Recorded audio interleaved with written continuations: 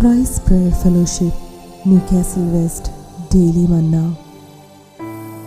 Romans chapter 8, verse 15 to 16.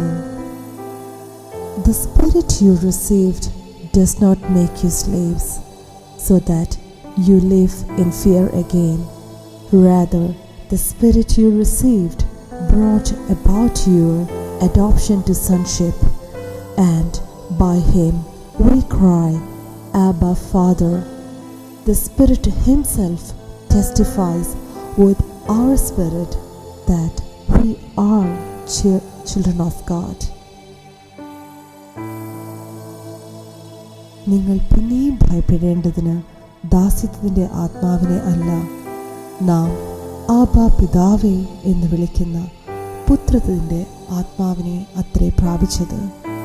നാം ദൈവത്തിൻ്റെ മക്കളെന്ന് ആത്മാവ് താനും നമ്മുടെ ആത്മാവോട് സാക്ഷ്യം പറയുന്നു.